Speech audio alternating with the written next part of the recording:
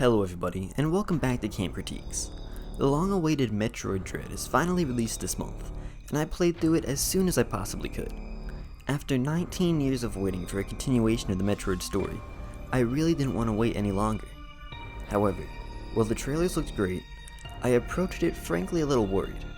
I enjoyed Samus Returns, but that was a remake, and I can't really say I enjoyed any other Mercury-themed titles all that much.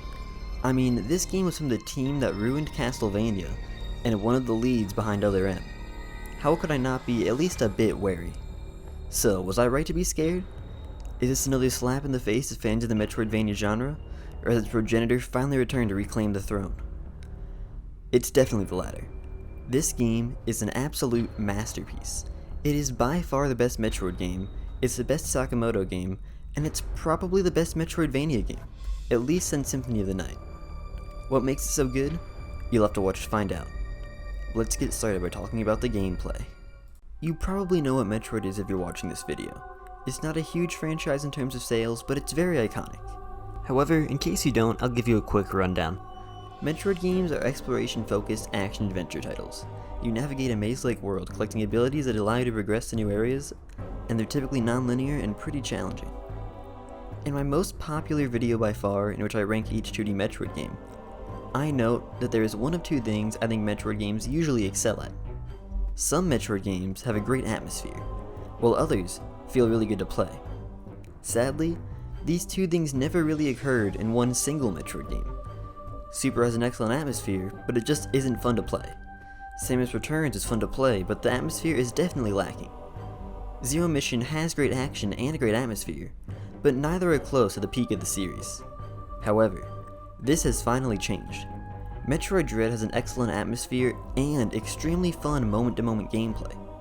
I'd argue that both are easily the peak of the series.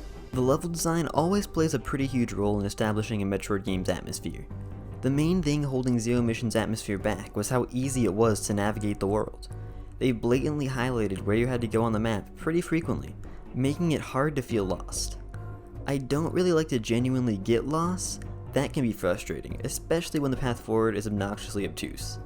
But feeling lost really adds to the atmosphere, and Metroid Dread's level design does this excellently. In Metroid Dread, you're pretty much never told explicitly where to go, with one small exception. Instead, the level design subtly guides you in the right direction. I was never confident I was going the right way.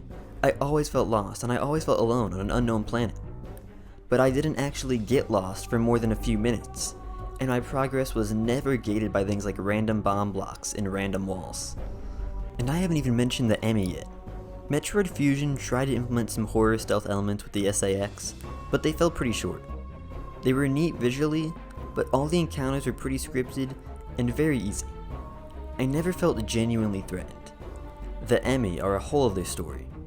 These robot adversaries are fast, they're smart, and they're deadly. When you enter an EMI area, the only places where they hunt you, you basically have to play the game entirely differently. Outside of them, I'm usually slowly and meticulously exploring every nook and cranny of the world. But once I enter one, I'm desperately running for my life.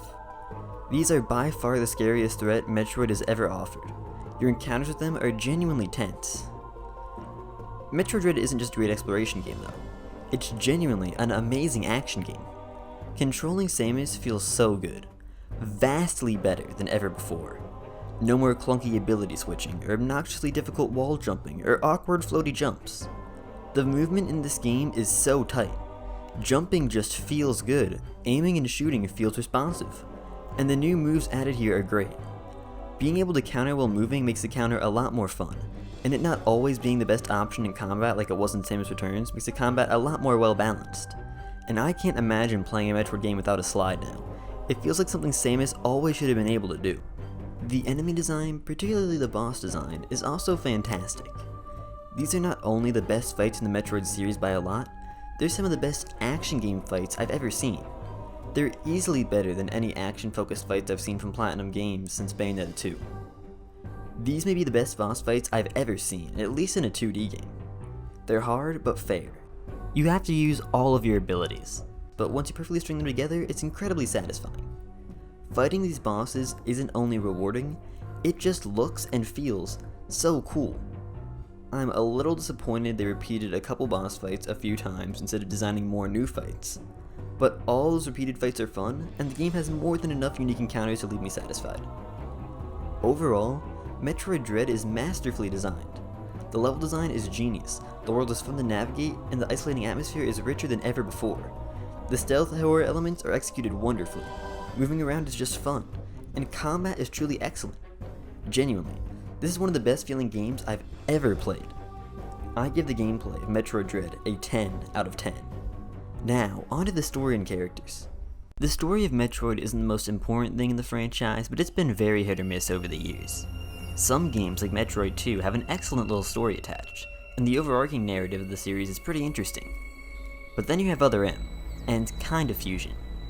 This game lands somewhere in the middle. It's satisfying to see the story progress in any way after so long, and the general narrative is pretty good. The last hour is really cool too.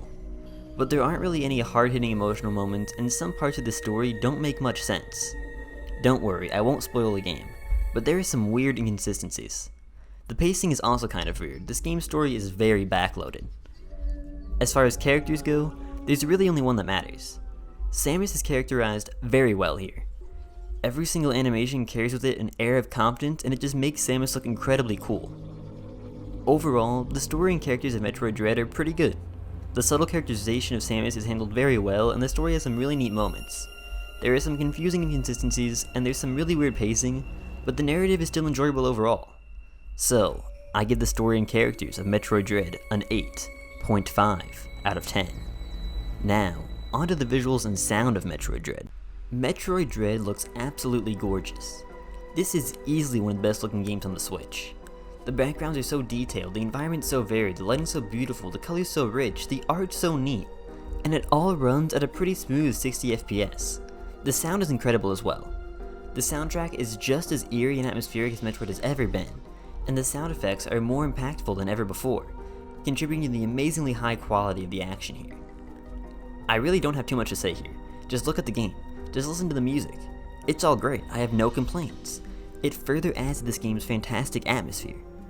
I give the visuals and sound of Metroid Dread a 10 out of 10. In conclusion, Metroid Dread is not only a great Metroidvania game, but also a great 2D action game. It's tense, it's tight, it's gorgeous, it's eerie, it's everything you could want. The story could be a little better, but who cares when the game is so much fun to play and so great to look at and listen to. So, I give Metroid Dread a 9.5 out of 10. Well, that does it for my review. If you liked this video, I'd really appreciate it if you liked, commented, hit the notification bell, and or subscribed. I'd also recommend you check out some of my other content like my ranking of the 2D Metroid games. Thank you all for watching. Have a great rest of your day.